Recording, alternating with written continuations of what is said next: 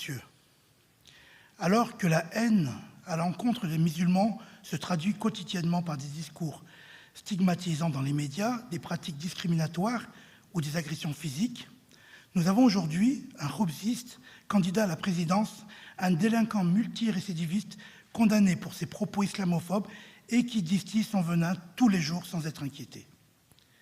Je salue par ailleurs l'initiative de M. Roussel, qui a déposé le 2 décembre une résolution de loi à l'Assemblée nationale visant à rendre inéligible toute personne condamnée pour des propos racistes ou antisémites.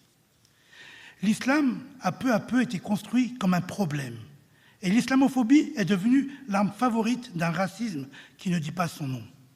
Dès 2004, Kofi Annan, prix Nobel de la paix, alors secrétaire général de l'ONU, connu pour son engagement pour la paix et les droits de l'homme à travers le monde, déclare, j'ouvre les guillemets, « Quand le monde est contraint d'inventer un nouveau terme pour constater une intolérance de plus en plus répandue, c'est une évolution triste et perturbante. C'est le cas avec l'islamophobie. » Je ferme les guillemets. Nombreux à vous sont les jeunes et les moins jeunes qui ne comprennent pas pourquoi nous ne parlons pas de ce poison qu'est l'islamophobie.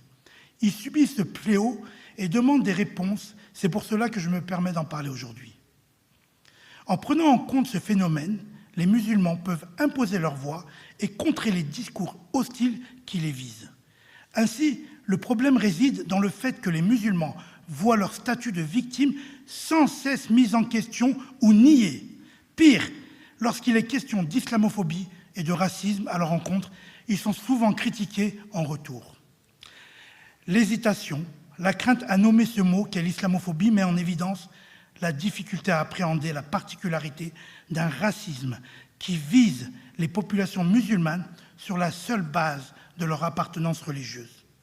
Peut-être est-il temps de débattre calmement et de trouver ensemble des réponses sur l'islamophobie en France et ainsi d'organiser des ateliers qui permettront de mettre le citoyen au cœur de la lutte contre l'islamophobie, l'antisémitisme et le racisme.